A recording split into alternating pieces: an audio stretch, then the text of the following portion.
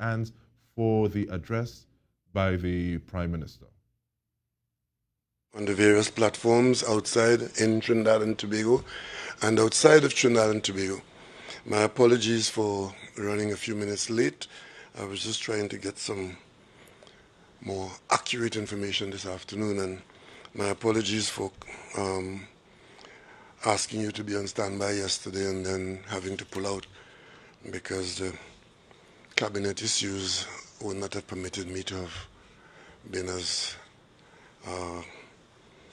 comfortable with you the time that you may want to have. So, and in the intervening period, I've got a little more information. So, I want to say today that the last time we met in one of these situations in organizing the public information routine, you will recall that I did say that we would shift from our daily reports to one of Monday, Wednesday, Saturday.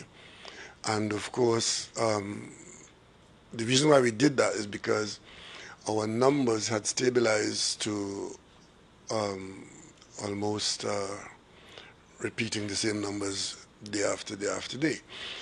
And we said that if there are any changes warranting a change in the schedule or coming outside of that Monday, Wednesday, Saturday, we would immediately inform you and we would come to the public and resume as we have to let you know where we at and what is required of us. And today is one such day.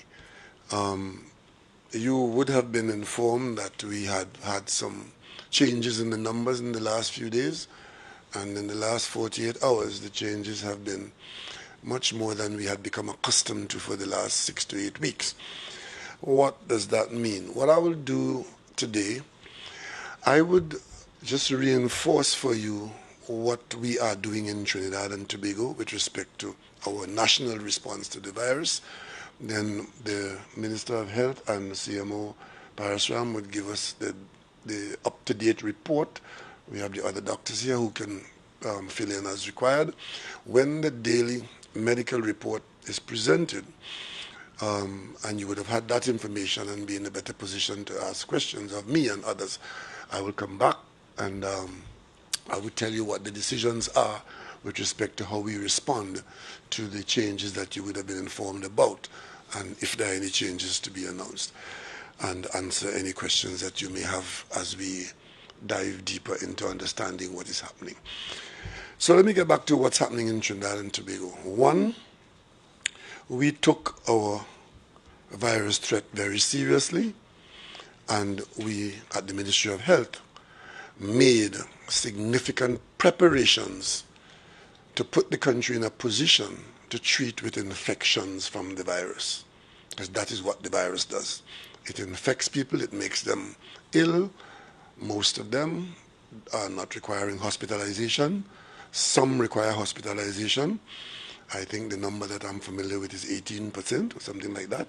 And of course, of those who require hospitalization, a smaller percentage can get to serious and critical stages requiring critical care in the hospitals. So we prepared our hospitals to treat with people who might become infected and might become ill and would require that level and depth of hospital care and constant inpatient training, caring. And of course, we prepared to handle people who require to be isolated in the event that they may be carrying the virus or are carrying the virus and have to be kept away from other people so that we do not multiply the number of persons infected by person-to-person contact. So we built what we call the parallel health system. Unfortunately, we had two relatively new hospitals, one which was new and was operating for a while, the other one that was brand new and had not operated, and a third one which was just completed and was put on standby. I talk about Couva Hospital, which was in operation for about a year and a half, and Arima Hospital, which was brand new, ready for operation, and Point 14 that the contractor was just about to hand over to us. So these 3 hospitals were available. We put those into a parallel system, and other aspects of we also had Cora, which is a standard area for infections of this nature, and other things. And we got other levels of accommodation to hold people who might not have been infected, but they need to be quarantined, and you don't mix them with persons who have a higher level of risk and so on. So we had this system in place, and we still have that system in place. And the reason why we told you we'll come back to you and change our schedule, our daily reporting schedule, or every other day as the case might be, is because we expected that the nature of the problem that we are facing, that it is quite possible and likely that we could move away from a situation of having nothing additional to report to reporting that we do have additional infections. We also embarked on bringing home very carefully, in a managed way, in the context of how we can quarantine people, those persons who were caught abroad and who wanted to come back home and would have expressed so by virtue of an application for an exemption, because we closed our borders, and to come in or to go out, you require an exemption to do that access to the country or to egress out of the country. And that, I'll come back to that and say a few words about that a little later on in the proceedings. So that is in place. So now that we have had the reports of changes in the numbers of persons reported as having been infected by the virus, and that number would have jumped from 1 to 2 to what the CMO will tell us in a little while, we are in a slightly different situation, but we are not in a situation as the public might think, but our circumstances change a little bit, and I would leave the details of that to CMO to go into where we've come from, where we're at, and where we're going, and where we have not reached yet. But you know, the public, once the public is paying attention, the public gets very educated and sometimes jumps ahead of the scientists. I remember when I was working on volcanoes in a similar situation, we, the scientists, would be talking on radio about something called a hornblende, which is a crystal that is found in volcanic rocks and has some significance to the scientists. And the people on the radio, the two-way radio, were hearing that. And very soon, every time we go to the press conference like this, we were grilled about the greenhouse blend. And everybody thought it was a blend of coffee, when in fact it was really a crystal called hornblende. But here in Trinidad and Tobago, everybody now talks about community spread, and there's an element of anxiety over community spread in the context. And that's a good thing, because I get the impression that people are aware that the threat of community spread is there, and its arrival signals a significant change in our status. So let me ask the medical minister and medical team, Dr. Parasram, to take the floor and give us our date or today's update. Okay. Thank you, Honorable Prime Minister, Honorable Ministers, members of the media, members of the viewing and listening public. If you'll permit me, I will go into the daily report with the numbers. Dr. Hines will then follow with the community tracking events thus far, and Dr. Trotman will come in after the public health measures we would like to see enforced going forward. So in terms of the clinical update for Friday, 31st July 2020, the numbers are as follows. The tests done thus far in the public sector, University of the West Indies and Caribbean Public Health Agency, now stand at 7,716. Total number of unique patient tests, 6,145. Total number of repeated tests, 1,571. Community tests have been going up significantly and is now stands at 3,682. Tests done in the private sector as of the 24th of July, 1,789, giving us a total of 9,505. Total number of positive cases thus far now go up to 169. Total number of discharges stay at 132. Total number of deaths remain at 8. And the number of patients now at the various facilities, which is Cora and Cuba, are 29, with 28 of those individuals at the Cora facility one person at the Couva Medical and Multi-Training Facility, previously in a high dependency unit, is now back on a ward basis. So there has been significant clinical improvement in that person's status.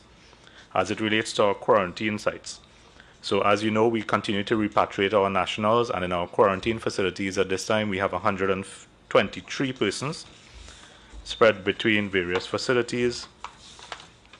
So those facilities are similar numbers to yesterday. I don't want to go into too much detail as to the numbers for various facilities, but they remain the same as yesterday's report.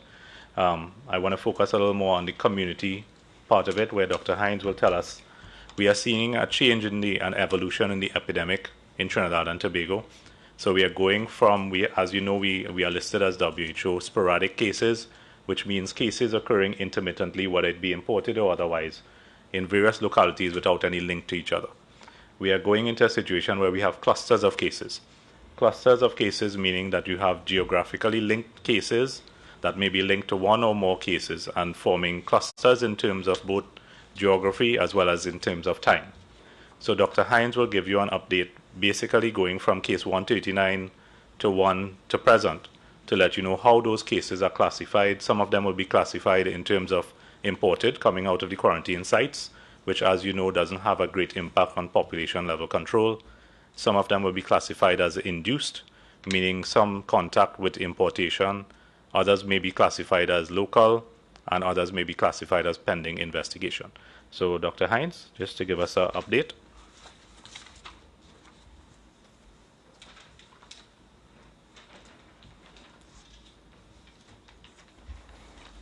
Thank you, CMO, Honorable Prime Minister, Honorable Ministers, colleagues, members of the media, members of the viewing and listening public.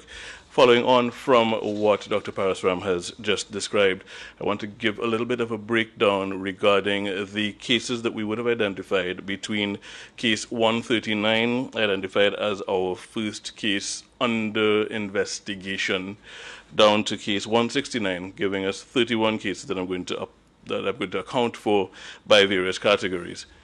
I'll start with the easiest category, which is out of those 31, 7 of those would have been persons repatriated and therefore brought in through the quarantine mechanisms and not contributing to the possibility of onward transmission because of all the protocols that are in place and that are employed during that repatriation process. Then there are at least 4 groups that we want to look at.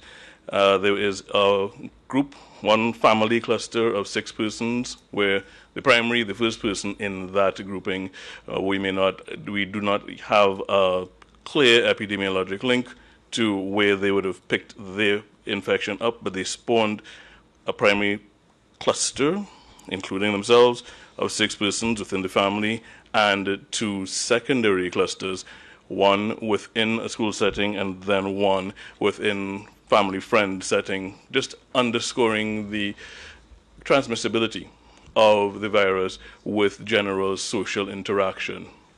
Another cluster would have accounted for another 4, actually 5 persons, one of whom we're not sure exactly where they would have gotten their initial infection, but in this cluster there were at least 3 persons that were hanging out, so to speak, at a bar.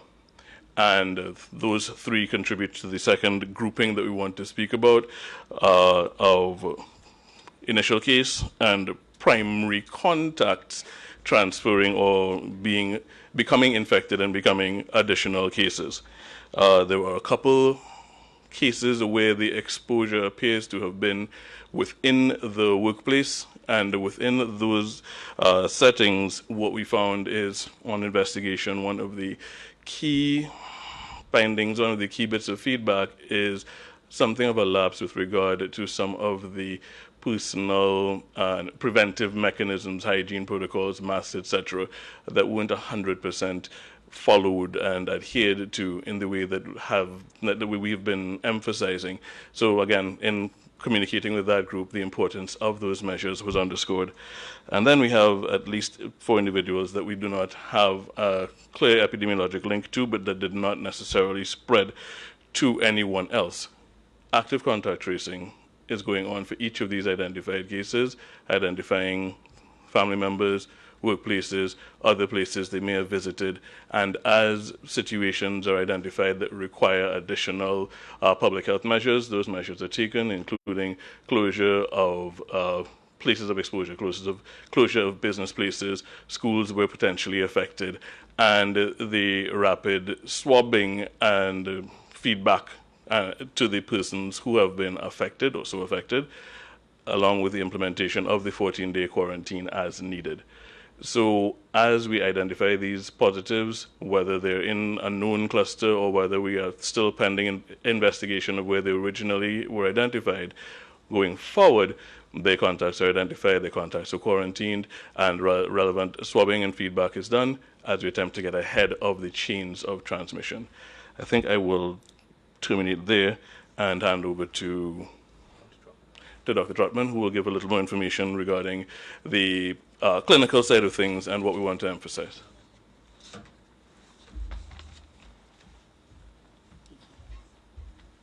Honorable Prime Minister, ministers, colleagues, members of the viewing public, members of the media, it's my pleasure to again grab your attention and hopefully supersede the attention of the virus to give you the artillery that is needed to fight the virus.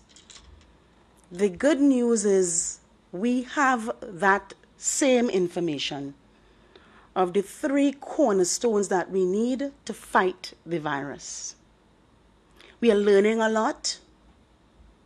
We are growing a lot. Things are changing a lot. But there are 3 things that are remaining the same. Sanitize, distance, social distancing, and wear your masks. Those 3 cornerstones for now are the things that we have that not will, but can beat and fight the virus. This is what will prevent us from having any type of spread.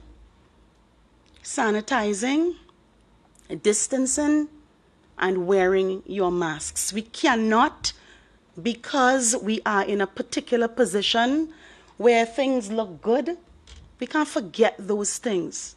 It's like you forget to put on your shoes. It's like you forget to wear your glasses.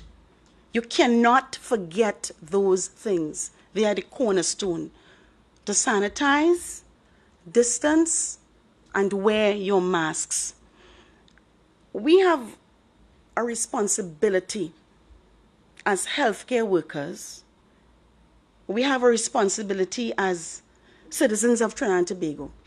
But we have a responsibility as human beings to do those things. And when people are not doing it, to encourage them to do so.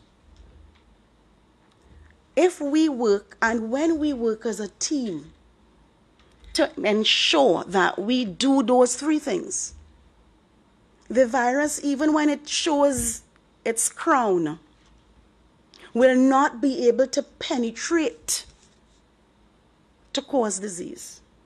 As long as we do those 3 basic things, while we await vaccines and other things, we have those things now. Sanitize, and we've had extensive measures.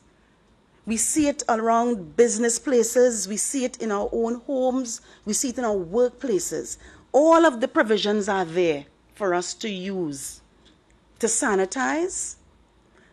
I know that we are a culture that likes to talk and touch and feel, but for now, we can't.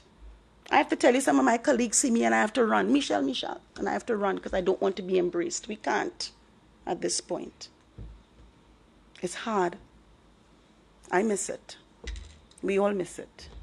Yeah? Thank you, Doctor, Yes. for your spirited exhortation to the population at the personal level. We constantly look at our situation, and based on where we at now, we are required to focus on what has been our response at an earlier time, and the same situation arises now. What we're required to do is to reduce the exposure of the population and the movement of people. If we're able to do that, that is a tool in confronting the arrival of cluster situations. We now are genuinely treating with clusters in one or two areas. Fortunately, the system we have in place and they put in place is working. We told you before how we will function when the virus appears in this way by using our contact investigations, following people around, looking for their contacts, and tracing person to person. And it is through that that we are able to see who has been in contact with who is testing positive, who is negative on the test, and so on. So that system is working. But we have now to respond, and we are going to respond, not through panic or through overreaction, but we would respond now to reducing the amount of contact that is likely to happen. And to do so, we would go back from the groups permitted, groups of 25, going back to a permitting of groups of 10. So we will change the regulation and reduce the number of people who are congregating or allowed to congregate.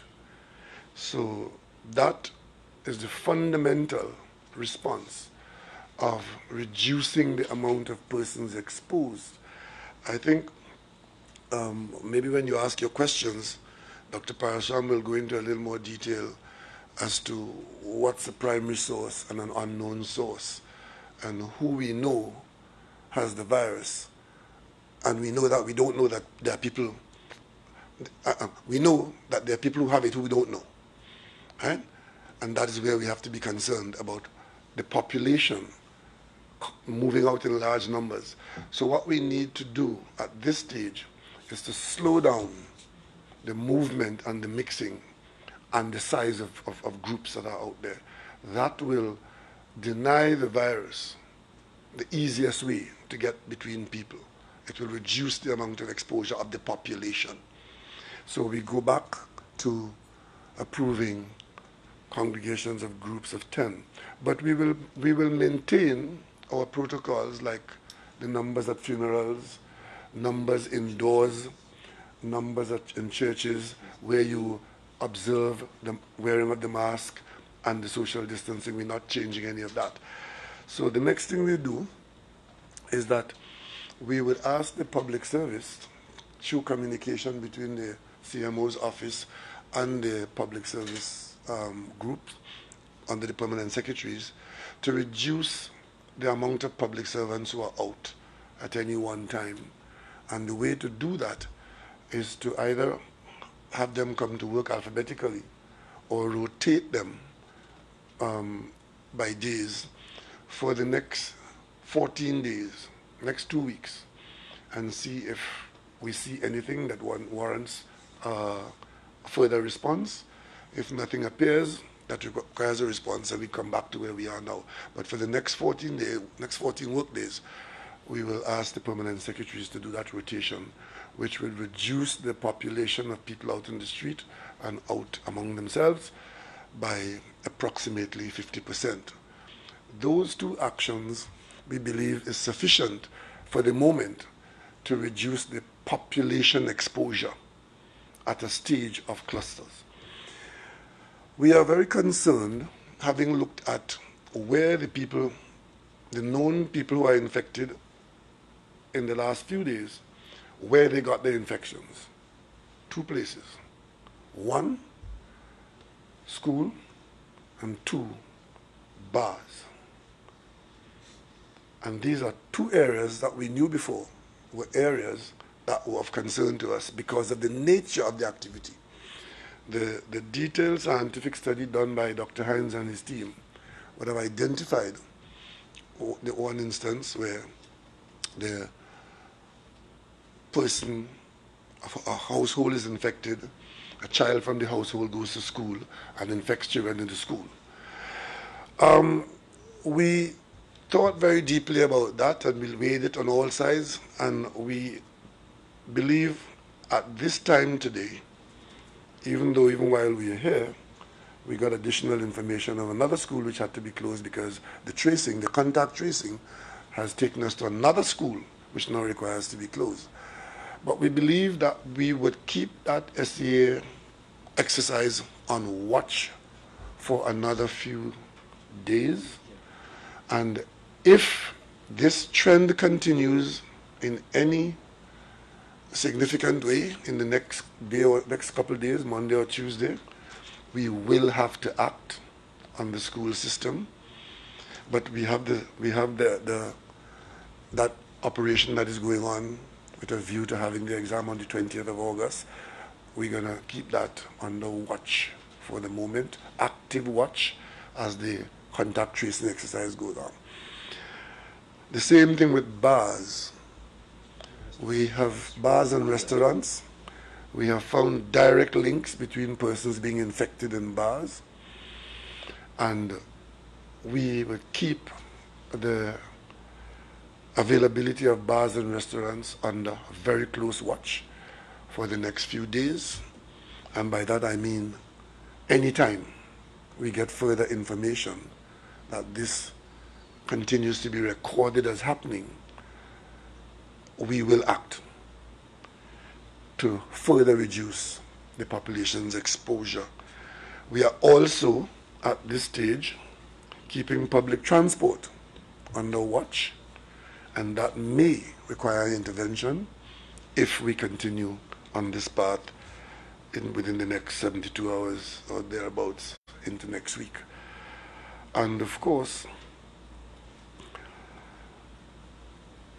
what we're trying to do is to balance the level of risk with rewards. There's a reward for keeping the country activated, but there are risks in having so many people out in an environment where we have to report ourselves as being a nation with community, with clusters. We are not at the stage of reporting as community spread. It's not community spread. And you may want to quiz Dr. Parasram on that when he stands up in a little while. But I'll tell you something which I think you should know. As I was managing this situation at an earlier time in our experience, when New York was under that horrible experience, I was in contact with some people in another part of the United States which had, for a while, not have reports of any exposure, confirmations. And then, in a matter of days, they were reporting their first confirmations and the growth of the numbers of confirmations of COVID. And then, in a matter of a couple of weeks, there was an explosion in that state. And they went from basically where we are now, knowing that the virus had entered, knowing that there were a few people who were positive. In fact, some people were even resisting believing that people were testing positive. And within a matter of a fortnight, they got themselves in a situation where the health system was seriously challenged. And by the third week, into the fourth week, the health system had collapsed. And I asked the doctors then, who were actively treating with patients at the collapse stage, where there were so many patients requiring hospitalization and requiring ventilators and so on. I asked them when they were reporting that they had lost control of the situation. And the question I asked them is, when did you think you lost control? And they answered that question pointing to a period like this. where we are right now, where mathematically it is possible for us to move from where we are now to large numbers in a very short space of time if we are not able to suppress the growth of the virus in the population. So the question was, if you were going to avoid arriving at the point where the health system is overwhelmed, what was required to be done and when was that to be done? And the answer has to be that you act now as firmly as you can to ensure that you don't allow a free run of the virus to a state where there are so many people infected that whatever health system you have in place or put in place is overcome by the number of people who require health care and advanced care in the hospitals. So we are at that stage now where we're required to take the kinds of steps that I just mentioned, focusing on reducing the amount of people who are exposed. And if we get the result that we expect that we'll get, then we can manage our risk in that way going forward. If on the other hand, having done what I've just said, we continue to get the numbers that we're seeing going forward, we will have to take more drastic action. But we are not at that stage now. But what we must take comfort in is that in Trinidad and Tobago, we are managing a situation. The situation is not managing us. We are managing a situation. And as long as the population continues to cooperate and to cooperate even more, that management will remain effective. The management that I speak about could become useless if, one, we don't cooperate with what Dr. Trotman just spoke about. Two, we do not get effective law enforcement, because remember, we are all acting here under the Public Health Ordinance, and it requires law enforcement. And law enforcement will be required in Trinidad and Tobago and is required to ensure that the gentle things that we say we ought to do must be done. If people are going to attempt to congregate in larger numbers, and that includes political parties, then law enforcement must act, not out of a punishment mode, but out of a preservation mode, in order to protect the population. So from tomorrow, we expect that we would go back to the numbers of 10, and we expect that the political parties engage. It shouldn't be a problem for many political parties, the ones with only a maxi full of people.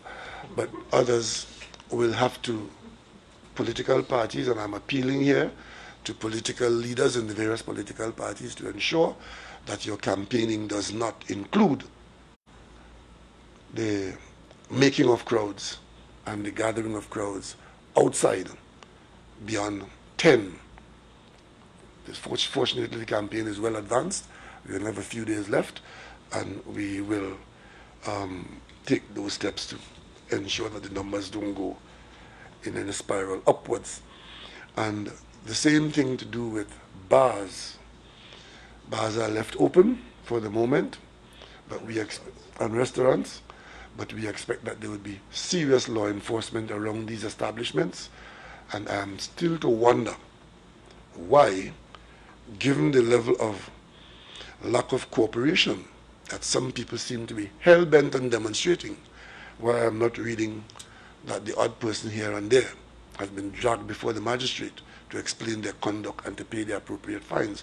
I am doing my job as Prime Minister in this matter, and I expect that other people will do their jobs. If there are people who decide that this is a joke, they must be made to understand that it is not a joke, and it is not a dare and double dare, and it's not machismo, it's common sense. I was in South Trinidad recently, and I'm saddened to report that the population in South Trinidad is not taking this matter seriously. The impression is being given that that is somebody else's problem, or worse, it's another side's politics. that is what is going to get us into serious trouble, because this virus is no respecter of persons, race, color, creed, class, religion, or politics. So we need to get on board. We have moved from sporadic to where we always expect that might happen, which is to having some clusters. We are tracing people around. Our system is working, but the system is telling us that there are sources out there that we are not in control of. We don't know who is the origin of some of these people's problems. So it means that they would have got their virus from somebody unknown to us. And of course, that brings me to the entry of persons from outside Trinidad and Tobago, or nationals abroad. We have, in closing the border, we have created a situation of allowing exemptions. I could tell you that we have granted, we've had requests and have granted exemptions to persons coming from 40 countries into Trinidad and Tobago. 40 countries persons have come from into Trinidad and Tobago. We have also taken at public expense, in most cases, the position that once you come in from outside, you will remain under state control in quarantine. And that goes a long way in ensuring that the risk of being infected by persons coming in from outside is considerably reduced, if not eliminated. And that state quarantine is what has been controlling the rate at which we have been bringing people in. That has been accelerated a bit by persons who, in special circumstances, who come in and pay for their own quarantine, and that allowed a larger number to come in, mainly oil company workers, and so on. Now, the last time I spoke in response to a question that was put to me from the floor, the question was, how many people are wanting to come home? And I said at the time that we had approximately 8,000 plus persons, and if we round it off to 10,000, given the time that has passed since the border has been closed and persons have been having their requests in, it appears as though it's approximately persons wanting to go out, persons wanting to come in, approximately 10,000 persons. Today I've got the actual figures because I did ask for those the specific numbers from the Ministry of National Security. And these are the actual numbers of what we're dealing with in terms of persons applying to go out and persons applying to come in. With respect to persons applying, now the borders are closed. You may want to ask why people have to ask to go out. The reason being that the border is closed. So permission has to be granted for it to be open for you to go out. And in many cases, you have to bring your own transport in, and that has to be exempted, and then you board your transport and go out. So it's a managed process on both ways. Total number of individuals who applied to leave Trinidad and Tobago as of July 29th, which is yesterday, day before? Yes, day before. As of July 29th, 5,580 persons who were in Trinidad and Tobago but wanted to go out had applied. Now, having applied, even if you get an exemption, the next question is, where do I get transport to go out? And most persons who went out had to organize their own transport, and a lot of the embassies and so on had organized transport. Total number of exemptions granted, that is persons who are actually, got clearance to go, and that 3,556.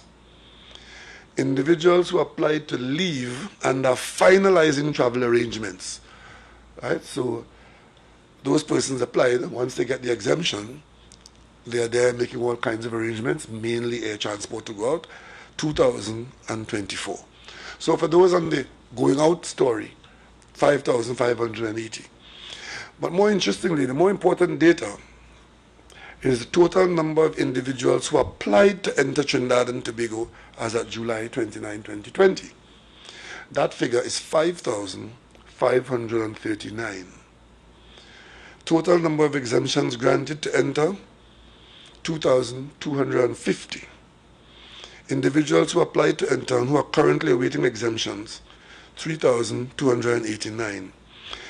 You would have heard the opposition leader accusing the government of making stateless and abandoning 10,000 people. Now you understand where the figure of 10,000 come from. It is not 10,000 people knocking on the door outside to come in that you have abandoned according to them. The figure of 10,000 has to do with the 5,000 who want to go out and the approximately 5,000 who want to come in. And from the 5,000 who want to come in, we've already brought in 2,250, and there are others in the pipeline to come in. National security may be able to tell you who's in the pipeline and who's next and so on. And the situation there is that of the figure 5,539, as the exemptions are granted, first preference is given to people who are domiciled in Trinidad and Tobago, who have a good reason to want to come back in, either because they are ill or they need medical attention, or they've been out of medical attention, they have small children, their age. What has not been given priority in this manual scheme are persons who really don't live here, but decide to come here at this time. Such a person on interview will not be at the top of the list coming in. So that's why you would see 5,539, but some of those people are not ordinarily domiciled in Trinidad and Tobago, and those are not at the front of the list to come in, given the attempt to bring home people who genuinely live here. So those are the numbers, and there's no case of 10,000 people out there. We're managing now 3,289, and we're bringing them in by the hundreds. And of course, given where we're at now with the increase in numbers and our keeping our eyes open on what is possible in Trinidad and Tobago if things go wrong, that we can have a lot of people here sick with the virus and occupying our hospital spaces, well then we have to be a little more cautious about how we bring people in. And from a geographical standpoint, I don't know if you all are aware that the main contact between Trinidad and Tobago and the United States is Florida. And that is exactly now where COVID is probably at its highest rate anywhere in the world. The world's highest intensity of the spread of the virus is now in Florida. So that says something for Trinidad and Tobago, and we are managing that. So far we brought in from the United States 548 people, right? And we brought in 417 from cruise ships, 130 from Jamaica, and 126 from Barbados, which are mainly our children who are at university out there. And we brought people in from all over the world. I have not seen those who were in India, because that was quite a challenge to get. We have 17? Number 18. Oh yes, number 17. We brought in 18 people from India. They have had quite a journey to get here, passing through more than one or two countries to get here in some instances. So the process of repatriation of people is ongoing. It's an integral part of our management of our virus threat. And I just want the population to know that and not be misled by people screaming about numbers that mean nothing and are just exciting the population for no good reason. So basically, that is where we are. We are in pretty much of a watch mode on some decisions to be made if things continue to go in a certain direction, and we've made some decisions which are not inconsequential, but decisions made within the policy that we're following. You would also know, you probably would have heard people raising issues about the amount of testing being done in the country. We are not testing for testing's sake. The testing program is part of the management of the situation, and we rely very heavily on our contact tracing part of the program, where if presentations are made of confirmations, then we step on those situations by extensive contact tracing, and that is what is going on now. And that's why Dr. Hines could have told us what he just told us, because he knows that's the result of the contact tracing. And we'll do more and more contact tracing. But contact tracing has its drawbacks in that there are people who may not want to cooperate. And you may ask yourself, how come and why? Answer is very simple. Our people, Trinidad and Tobago people, will just decide to be difficult. The contact tracing is for your own benefit. It's for your own protection. It is not an intrusion into your constitutional rights, as some people want to shout. It is to preserve your life and the life of your family and your community, and the information that you would share with the investigators. It might look like unimportant information to you, and they're prying for no good reason, but that information is an information that has to do with life and death.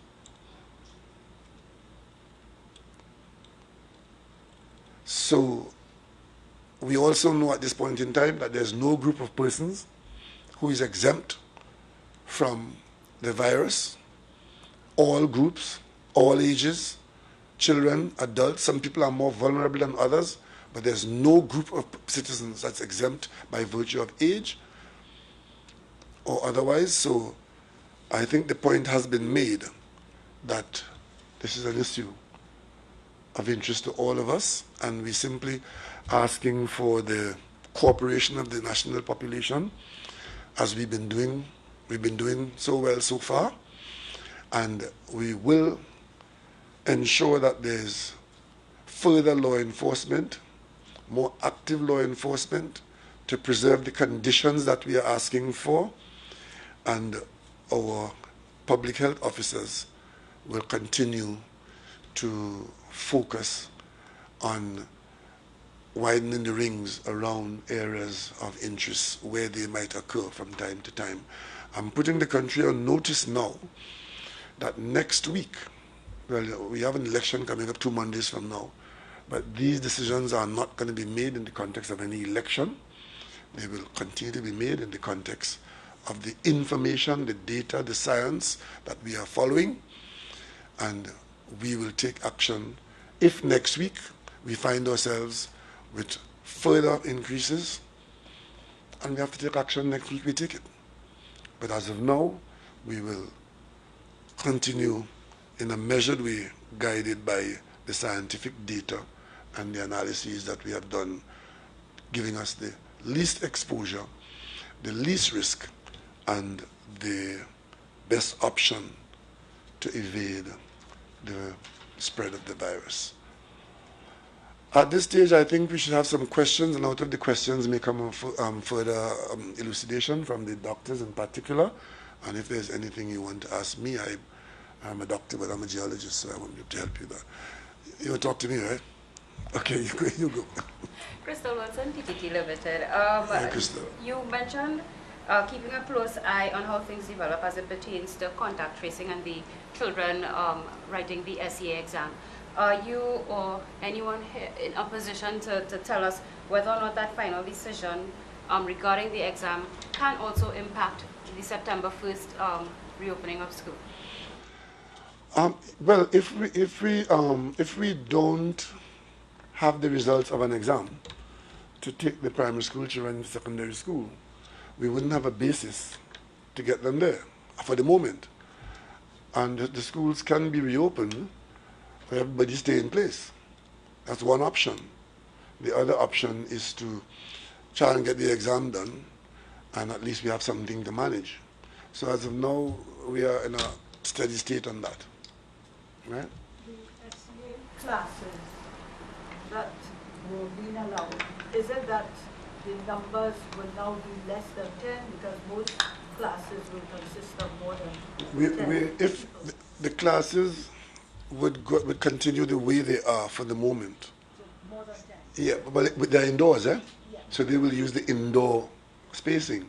The 10 is for outside of a space that, like in this room, we have more than 10 people in here, but we are within the protocols of the spacing. So indoor you can hold a bit more than 10, but 10 people congregating outside, right? Like in church, if you go to the cathedral now, you'll be allowed to have maybe 200 people. or you might go to a small church for which 50 people is the maximum you can quite properly do there. So we would maintain the protocols indoors for the children. They would proceed to go forward as we nervously look at any further change in the situation. The minute we get the impression that the risk is too great for the children's population, we will act. At the moment, we think that we can maintain that risk for a moment and see if we can get to where we want to go. But if the changes continue, and the reports are that we are going down that road, we will have to take more drastic action. And the CPL games, what? The CPL games are quite different. The CPL games, that's a bubble. Everything that will go on around the CPL will go on in a bubble that does not interact with the national population. They would be coming into the country under the protocols of entry, all having tested negative before. That's one. When they come here, they are confined to the Hilton Hotel, and that becomes a bubble for them. And even in the hotel, groups of 7, and after 7 days, another testing, and then they move out. Then they will go to a venue to play the game, where they will not interact with the population. And so therefore, the CPL is a bubble that has nothing to do with what goes on with the population in the country. And let me just add this, for those who want to make that an issue. CPL pays for its presence here and all the service it gets here. So it's not that we are using our money to bring in people to play cricket while we're leaving people abroad. That is just a conversation of mischief makers, right? The way we see CPL, the same way we open the factories and keep them open, we open the stores selling cloth and keep them open. CPL is just another business aspect in the country. In this case, it's cricket. It's televised. The benefit we get from it is that we promote the country, which we spend a lot of money doing that. So it has nothing to do with what we do, except we've established very strict protocols.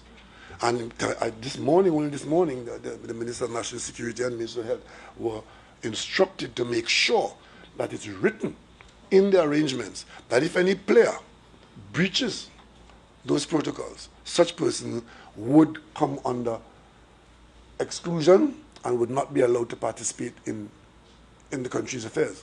So no player can come out from that protocol and decide to go and take a drink down the road and whatever. We're not tolerating that. The whole operation of the CPL is in a bubble, and it's all televised, and that's what it's all about. Prime Minister, Minister of Health, National Security Minister, Chief Medical Officer. I'm sorry, Bavita? Bavita, I'm not hearing you. I hear you Bavita very well.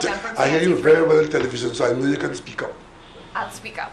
So I have 2 questions. Just to follow up on Ray's question about the CPL. How much revenue are you expecting to gain from the CPL? As 1. And 2... I mean that we expect to gain? Yeah, how much you're hoping, how much revenue you expect would be generated from the CPL? I don't have a figure, but it's not an insignificant figure, because they would use the services of the Hilton Hotel that we are underwriting right now. So 250 people for 14 days. It's a bit more than that. It's from mid-August to mid-September. It's almost a month. Yeah. So that if you had to pay that hotel bill, just think of what you have to pay. If you had to go to the Hilton and pay a bill from mid-August to mid-September and multiply that by 250, that's that's just one of the bill, and there'll be other things that but it's an activity that is beneficial to us. I have another question. I'm not sure if the Chief Medical Officer will be in a position to answer this, but what exactly are we looking for to further roll back on restriction measures? Is it that we're waiting until we reach a specific caseload, compliance from the public? What exactly are we looking for? You mean that's the discussion, our discussions there. So it's a ongoing process. So we went from sporadic. So as Dr. Hines would have indicated, we had one case that is linked to a number of cases. There's one particular case that is linked to up to 10 additional cases, which will be contacts. That is considered a cluster. There's another case that is linked to another 4 or 5 cases, so that's another cluster. We're linking them geographically, we're linking them in time, we're linking them based on the potential source of exposure. as the Prime Minister would have indicated, there are unknowns, which is what gives us concern. What we know going forward, meaning the primary, secondary, tertiary contacts, are satisfactory thus far. What we don't know are the hidden contacts that would have infected some people. Now, we had 2 new cases overnight, about 10 o'clock or thereabouts, which are new in terms of the investigation. One of them we have been able to link to another case prior, which is good news. When we find cases that are unlinked, in terms of time and space that we can't link, those are the ones that make us feel uncomfortable, because we have to find the source. We have to see where it is coming from. It means that there are cases or a case outside of what we know that is moving around and can spread this disease to other people. The only way we can find that is if we trace them, as opposed to a primary, or secondary, or tertiary contact, or if they present to one of our health facilities being unwell. So our health facilities have seen since Thursday, not of this week, the week before, we have seen a general increase in the number of viral illnesses presenting to the facilities. Not necessarily COVID-19, but other viral illnesses, and we will continue to sample as need be. Okay? With numbers decreasing from 25 to 10, how do we anticipate come election day? How are we going to manage? I was just about to clarify that for you. That's the question that automatically arises. Now, the groups, the 10 is not an absolute number, say that only 10 people could be around. Congregation, right? If you gather in a group of 10 within the 6 feet and spacing, that's a group of 10. You don't want any more like that. But if you're spaced out, like in a line, right? You're not viewed as a group. Now, on election day, you'll have the indoor part of it where the officers are, and those are normally wide open rooms. And then, of course, there's a line outside. Once the protocol is observed outside, the spacing protocol, then there's no problem. So there would not be a negative effect on the carrying out of the election process. You come in a line, you stand 6 feet from the next person, and you continue a line. The line could be there all day, and you're keeping that spacing or approximate distancing. And of course, we are encouraging people to wear a mask. Wear a mask. We have not considered making the mask wearing mandatory, because it is difficult to enforce that if you put it on, and then persons who are not prepared to cooperate, out of sight would be out of mind still. So we still are asking people, if you are going to be in close contact, or if you're going out, once you're going to be out, or if you're in and interacting with people at close quarters, then you wear a mask, because it has now been confirmed in many jurisdictions that the wearing of the mask, which initially was being viewed as not of any importance, it is now firmly recommended in all quarters around the world where sanity prevails, that the wearing of a mask contributes. I remember when we started out here, Sean Douglas used to come here in a mask, and his colleagues were sniggering at him. It turns out that the wearing of the mask contributes to the improved situation, and I was told, I think the Minister of Finance has confirmed it, that we have paid for and have in the national population 500,000 masks already. That's from the government system that the government got. So there should be a lot of masks out there. It's just that people are not wearing them. So we're asking people, if you have a mask, wear it. If you don't have one, or you don't have masks available to you, get them, because that is an important part of the response. Because understand something, if these numbers grow, they're not going to grow 10 to 15 to 20. I mean, one person there infected 10 people. 10 people infecting 10 people, it's a geometrical exponential growth. So don't think of it as, well, 12 is going to go to 15, right? Because 12 people infecting 10 apiece, that's a big number, right? It's 120. And then next thing you're by the thousands, next thing you're by the tens of thousands, and all that could happen in a short space of time. So the wearing of the mask is important because it keeps you from spreading what you might have. We said earlier on, let's all assume that we're carrying the virus, and the mask keeps it from being blown to other people around us. And don't be too close to anybody for too long, because then you might be sharing, air that is polluted by the virus. So these are the common sense things. So the wearing of a mask will not be an absolute precondition for entering the polling station? The polling, the EBC, I think, had put out some regulations today, or the CMO can give us an idea on that. Correct. Yeah. So the ministry would have been working with the EBC from way back when, and we supplied them with our guideline, which was, I believe, on the 8th of July. The Ministry of Health would have sent a guideline to the EBC. They would have put out their guideline, I believe, yesterday afternoon, late yesterday. So, I mean, the guideline was clear, and it was aligned basically to what we had advised with some small changes. But EBC will be able to clarify any further requirements going forward.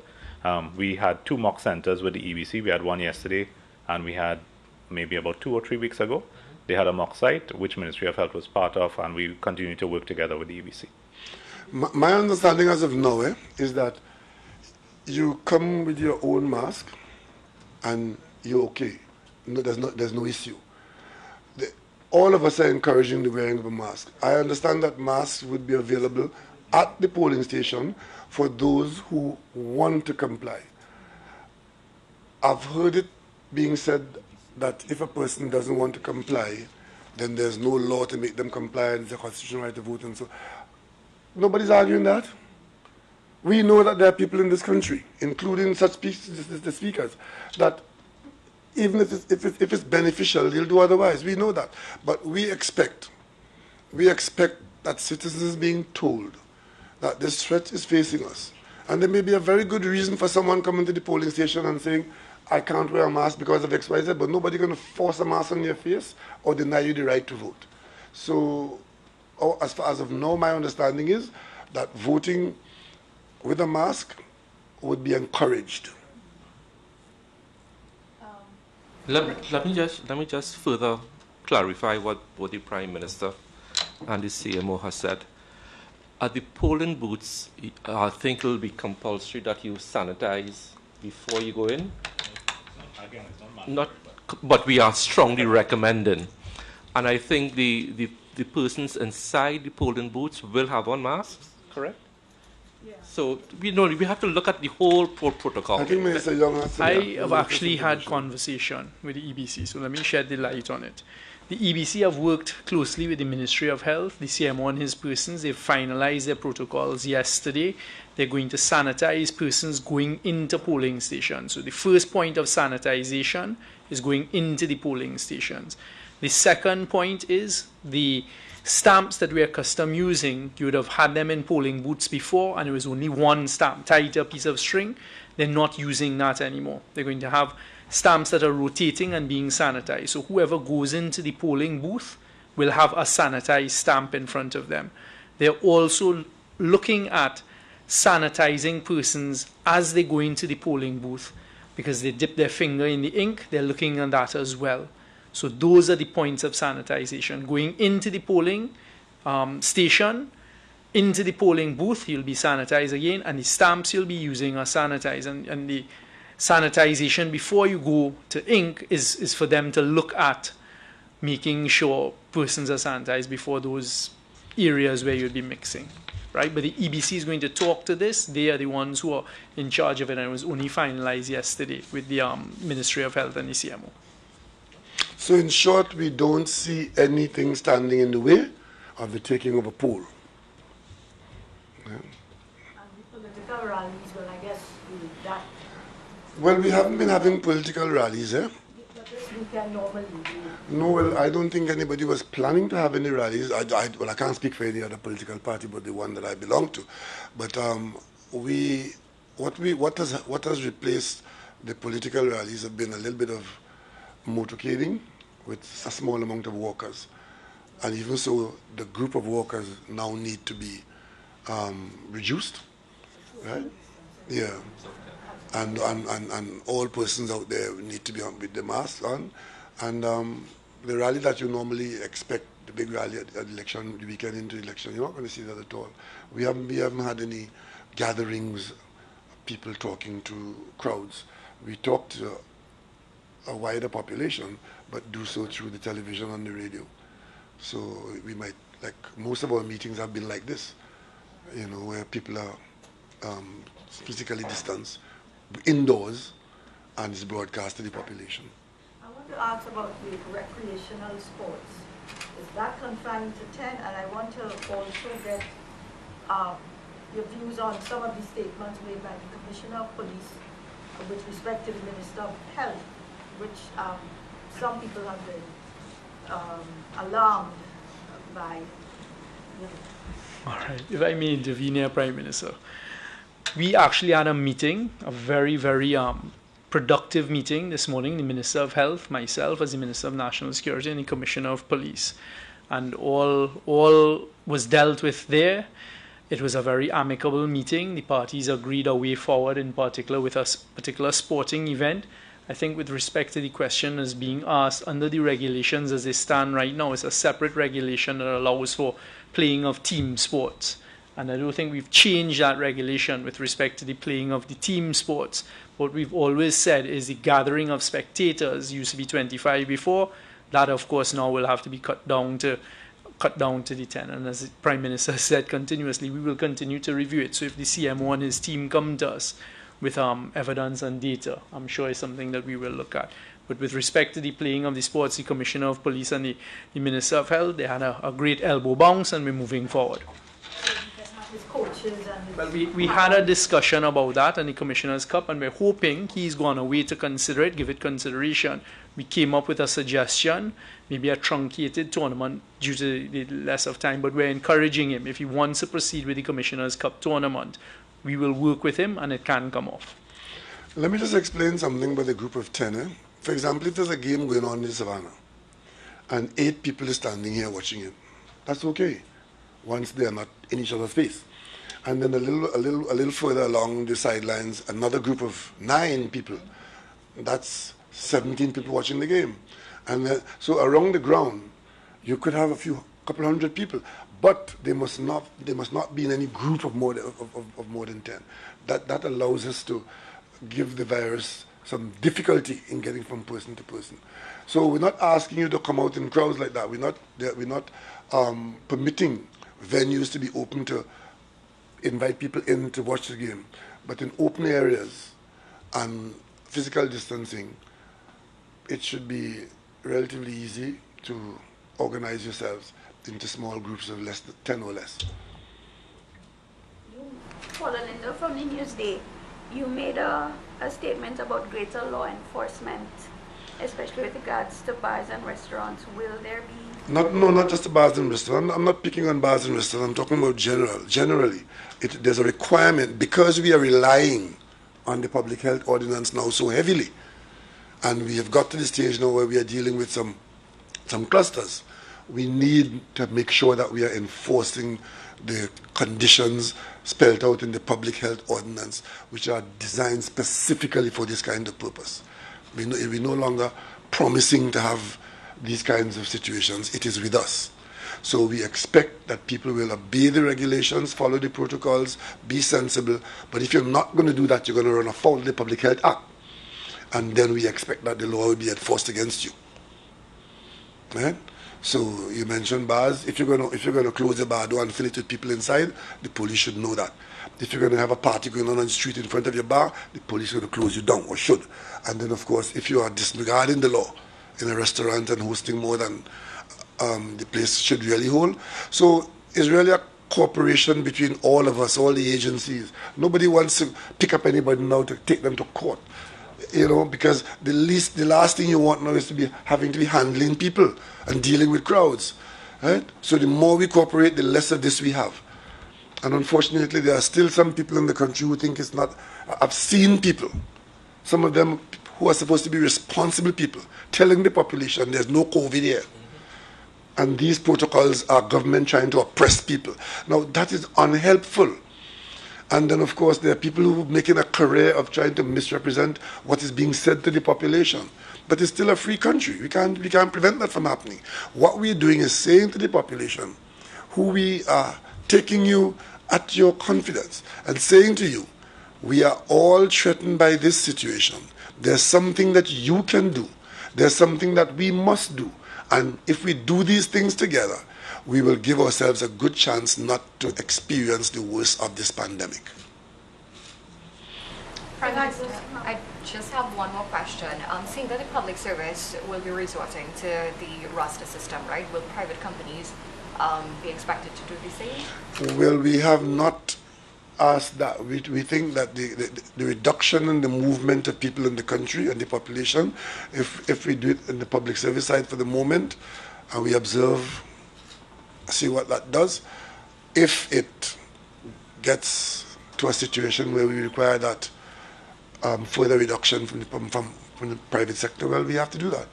But we're not going to do it unless we think it is absolutely necessary. One final question. There are concerns that the pandemic may have exacerbated certain things in the education sector. That is that some schools continued throughout the period of the lockdown to prepare their S.E.A students via whether it was online classes or person-to-person. Some schools were actually holding classes in the schools.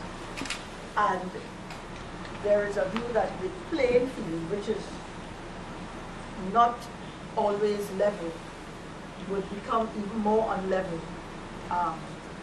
in terms of the exams and the preparation given to children from different elements in the education sector, whether it's private schools versus public schools, or even some government schools are more prepared than others. Has the government taken that into account at all? Well, the question is taken into account how, because that is an observation, yes. It's a reality, yes, but it's not a new one. It's pretty much a continuation of a reality. If you go backwards in time, that same argument was with us when you could say there were some families who could afford to pay for high school education and others didn't. And as a result of that, there was a lopsided development. And then later on, you were saying there are those who can pay for lessons after school and there are others who can't. And those two sets of children, one is disadvantaged, one is privileged. And now the same thing at the national level. And it is only allowed here at the national level because I don't know that there's a logistically sound alternative but to continue. This year, 2020, is a pandemic. There's something causing that. And what is causing it doesn't give us an alternative to level it. But the one good thing about it is that all the children are going to get spaces. It's not like an earlier time when there were only a certain amount of spaces that were available. And those who didn't do well in the exam would have been disadvantaged for life. What I expect to happen, though, is that there probably would be need going down the road if the loss of teaching that obviously took place and obviously would have affected some children, largely the underprivileged children. I could see in the system the need for remedial and catch-up work. And I would leave that to the experts in the Ministry of Education to ensure that as we place the children in the school, because they all are going to be placed, then we take into account that some of them would have been disadvantaged in the way that you have mentioned. Not by being left out of school, but by being in school and may not be as ready as the others would have been. And that has to be taken into account, and I hope that the Ministry of Education will take that into account. And if there's a government intervention, it will have to be somewhere in that kind of area. Question for the Chief Medical Officer. How are we treating with people who present flu-like symptoms on the day of election at the various polling stations? They get 2 votes. Nobody that they will not get 2 votes. Right. No, I mean, again, the EBC doesn't have anything, as far as I know, relating to that. But I mean, we will, of course, after you finish doing your voting process, the Ministry of Health has a role. if they're willing to come to the facilities, we will do what we need to do afterwards. So that's the role that we have. But CMO, yeah. could you just mention what your authority is with respect to quarantine? Yeah. And how quarantine comes into With regards to voting? election day? Yeah, so we would have had persons in quarantine facilities. What I learned from the EBC side of it is that there was a deadline for special voting application, which was a couple Fridays ago. So everyone that we had in our quarantine facilities, EBC provided us with documentation for those individuals to actually apply to be part of the special voting. And they told us once, even if they come out of quarantine prior to it, they will still be eligible to be part of the special voting.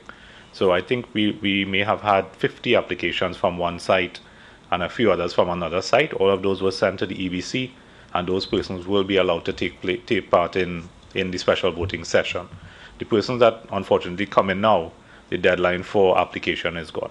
So we're hoping that they can come out prior to election and be part of the voting process. So to answer your question is that the EBC does not have the authority to deny anyone the right to vote based on their health condition, but the CMO does.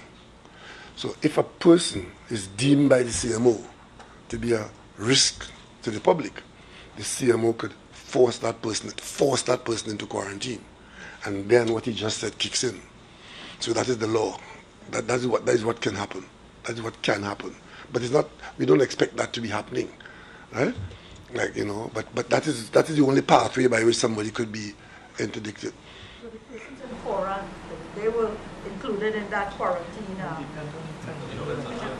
No, I think the persons in Cora are patients that would have tested positive after the fact.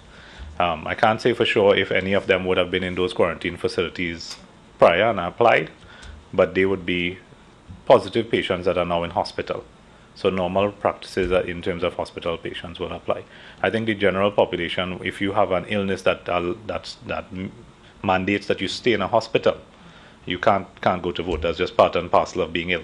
So those will apply as normal. Of course, yeah. So, Prime Minister, many persons online want to be clear when this will start. Is it today or tomorrow? The new measures. The new measures kick in. So let me just guide how the measures go in. So from today, the Chief Parliamentary Council, together with the Attorney General, will draft the new regulations. They are then sent to myself, the Minister of National Security, and the Honorable Prime Minister for vetting.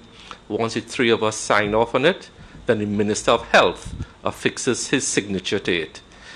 It then goes to be gazetted, and a cabinet note has to be generated to give effect to it. So that's the process. So that process will start today, and typically it takes about 24 hours, so hopefully by tomorrow, Sunday for the latest. So I would say we normally get this done within 24 hours. Yes, normally. So the gazetting would done, and it should kick in by Sunday. I would say 6 o'clock Sunday morning. So we give us all of tomorrow to get it done. So we work on it immediately, and it takes, as the minister just said, it has to work through the system. And once I sign off on the documents as produced by the Attorney General's office, it gives you a time when it comes into play. I have already alerted the Honorable Attorney General prior to this what we were anticipating, and the CPC is actually looking at this press conference to get an idea of what measures she has to draft. Okay, thank you all very much.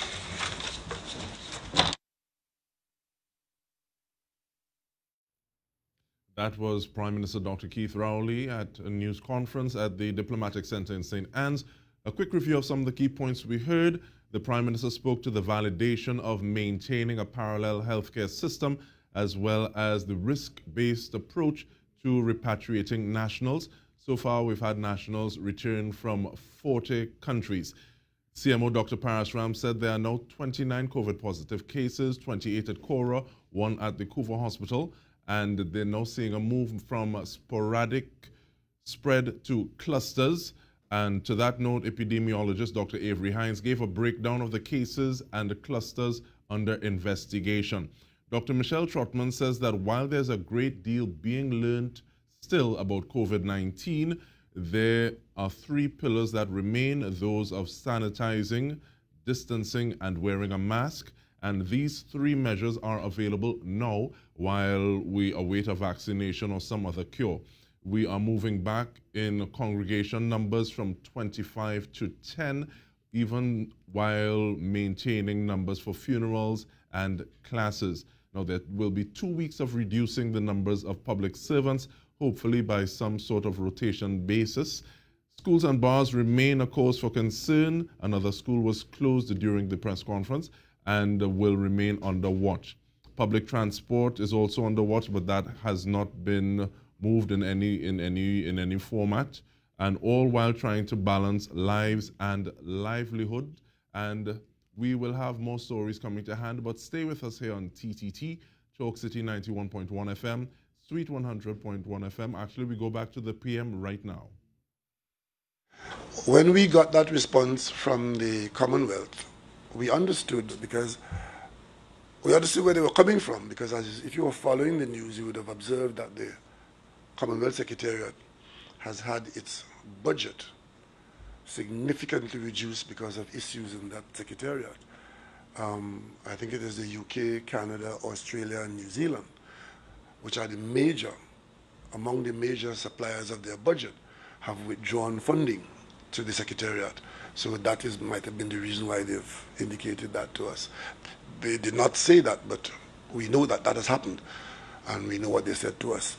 With respect to the Caricom Secretariat, which was, we are hoping, more doable, the Caricom Secretariat has had a response. How Caricom operates, when a request is made like that, they ask the various countries to contribute or identify persons who are willing to take part in it. And so far, the Secretariat had only got 3 countries which had been willing to identify persons, and the Secretariat's position in Georgetown is that you would need far more than 3 persons to do any meaningful observation of the elections. I think the number is in the order of 10 or 12 people, and so they think that since they're only able to raise 3 people, that it may not be an exercise that can, and then of course, the quarantine, we were quite prepared. Well, we did ask CMO to see whether, in fact, there was any special arrangements that we could have made. I can tell you without compromising him that he was prepared to look at it, so that would not have been a deciding factor. But I think the main deciding factor was that they just couldn't find people who were willing to, one, travel in the quarantine, in this period, 2, to get involved in quarantining, and so on. So it's not an environment in which it was easy to get people for those reasons. So it appears as though we're going to have to conduct our election like we can do it. The elections will go ahead. And with respect to observations, many of those persons who would like to comment on elections, they have permanent reps in our country. There's a UK ambassador here, there's a Canadian ambassador here, there's an Indian ambassador here. They are, in fact, persons who can report on what goes on in Trinidad and Tobago, and they do so on an ongoing basis to the same places that we ask for observers to be sent. So in 2020, the best observers we're going to have are the ambassadors and high commissioners who are with us. And we don't expect that that will in any way hamper the carrying out of our elections. So we would have been quite happy to have observers and get their commentary after and whatever recommendation. But 2020 is not a normal year, and we just trust that we can get to the polling stations, cast our votes, have them counted, have the deciding decisions made, and move on after the election. Thank you very much.